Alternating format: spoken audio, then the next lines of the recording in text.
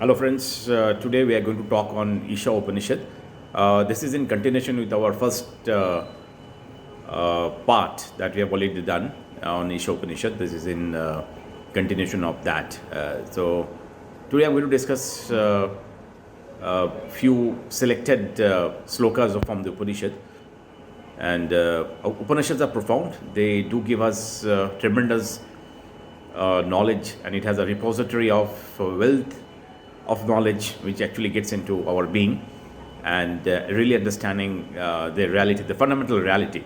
And primarily they are talking about consciousness and the Brahman. So the first sloka of the Isha Upanishad is Isha Avashyam Idam Sarvam Yat Kanchita Jagatam Jagat Tena Taktenda Bhunjinta Mahagrida Krishna Viddana. And so that's actually Isha talks about the Lord, the God, which is all pervading and it is everywhere. And having known this,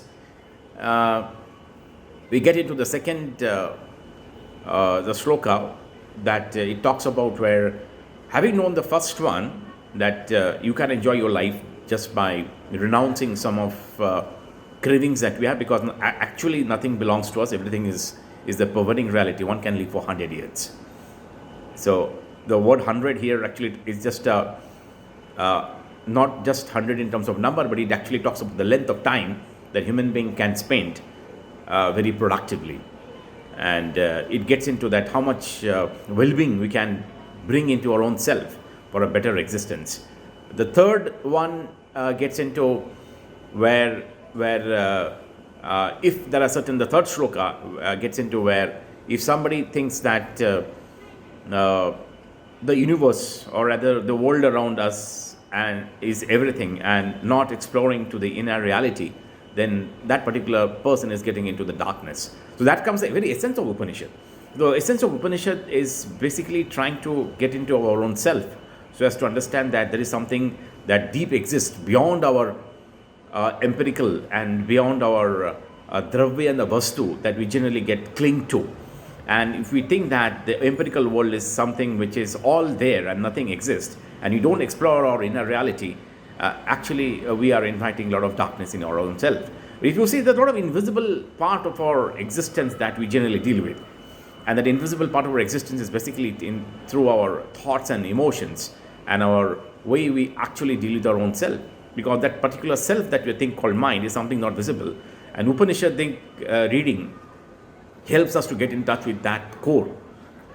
And the fourth shloka, where it actually get into the very knowledge of the self and what exactly is the self it talks about.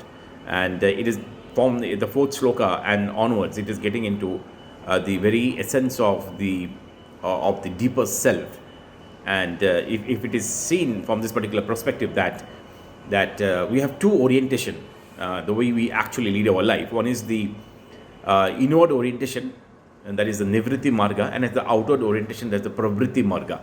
Nivritti Marga, which will always help us to go inward and go inward and really get into the self. And we understand that one layer is our personality, one layer is our body, and then we have our mind, and then beyond mind we have something which is the Atman, or the universal absolute, which is called as a Brahman. So the fourth sloka basically talks about that it is faster than the mind. And the fifth sloka is very, very pertinent, which I am going to talk here.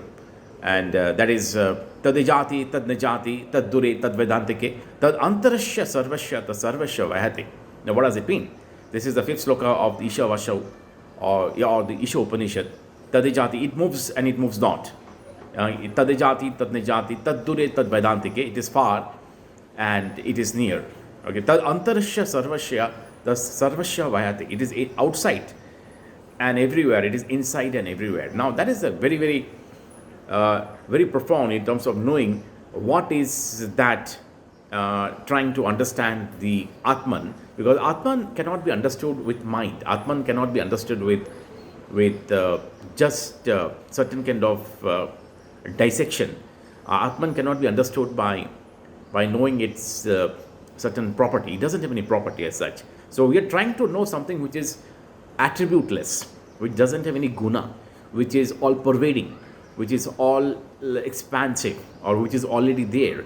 And we are trying to understand the Atman or the Brahman by certain intellectual by certain by digging, by certain analysis, but it cannot be done. So, way we can understand Brahman or the Atman is going inward by getting into a Nivritti Marga. So, it is faster than the mind, it is inside, it is outside. Okay, it moves not, it is fast. It is faster than the mind. Tad ejati, tad najati, tad duri, tad vedantike. Tad antarashya, sarvashya, everywhere, the sarvashya vahati. So that this actually gets into, really get into the ontological domain of our existence. And what is that ontological that ontological domain where you're trying to really get the grasp of the Brahman. And once you get a hold of that, we really understand that, yes, this is. And then we are trying to merge ourselves with that. So what is that? I am that. Okay, I am that. Now what is that? That is that. And what is it? That it is it. Okay, so what is that? That is that. And what is it? It is it. And this is a very deep, profound inner exploration to understand that, yes, this is something that from where I am coming from, where the entire existence is coming from. And this is an exploration of the self. And that actually is going to blow the very self. We understand that we are all coming from a primordial being, and this primordial being is the core, and that core is something that we are in trying to understand. So when you are reading Upanishad, we are trying to really understand and go inside, and that inside path, that inside trajectory helps us to get the reality. Thank you.